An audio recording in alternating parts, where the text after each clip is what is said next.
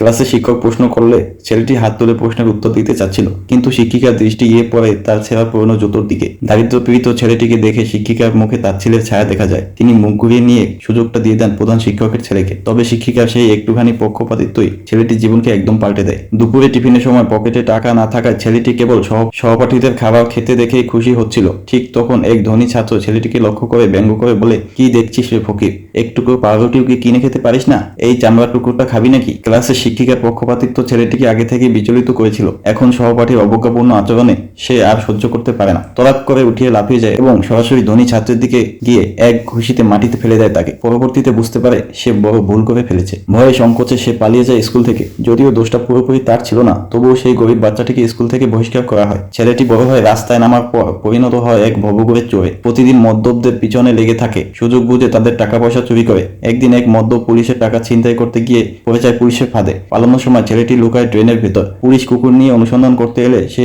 ড্রেনের ময়লা আবর্জনা নিজের শরীরে মেখে ফেলে, যাতে কুকুর তাকে চিনতে না পারে। এইভাবে সে কোনো রকম রক্ষা পায়। ময়লা গায়ে হাঁটতে হাঁটতে হঠাৎ দেখে এক টিভি স্ক্রিনে ভেসে উঠছে বিজ্ঞাপন। শিল্প এলাকায় নিয়োগ চলছে, থাকা খাওয়া সুবিধা সহ ভালো বেতনও দিচ্ছে। এতে সে জীবনের একটা আশার আলো দেখতে পায়। মাকে গিয়ে জানায় সে কাজ করতে চায়। মা শুধু একটি শর্ত রাখেন, সে যেন আর কখনো পুরনো জীবনে না ফেরে। মা নিজের অনেক দিনে জমানো টাকা দিয়ে ছেলের জন্য কিনে দেন একজোড়া নতুন জুতো। পরদিন সকালে ছেলেটি দেখতে পায় তার জুতো হারিয়ে গেছে। চরম হতাশায় ডুবে যায় সে। দুপুরে খাবার খেতে গিয়ে হঠাৎ দেখতে পায় এক চোর তার জুতো পরে আছে। রাগে ক্ষিপ্ত হয়ে ছেলেটিকে ধাওয়া করে। চোর পালিয়ে গিয়ে এক রুমে ঢুকে দরজা লক করে দেয়, কিন্তু ছেলেটির রাগ এতটাই বেশি ছিল সে দরজা ভেঙে ঢুকে পড়ে। চোরকে ধরে ফেলে এবং ছুঁড়ে ফেলে দেওয়ার জন্য জানালার দিকে এগিয়ে যায়। ঠিক তখনই একজন কোচ সেখানে এসে পড়ে এবং তাকে বাধা দেয়। ঘটনা সব খুলে বলার পর কোচ তাকে শাস্তির সম্মুখীন করেন। দুটি পথ রাখা হয় তার সামনে। এক, সে চাইলেই এখনই বাড়ি ফিরে যেতে পারে সেই গরিব অন্ধকার জীবনে, অথবা সে চাইলে অংশ নিতে পারে এক মৃত্যুপণ বক্সিং প্রতিযোগিতায়, জিতলে টিকে থাকার সুযোগ। কোনো উপায় না দেখে ছেলেটি সম্মত হয়।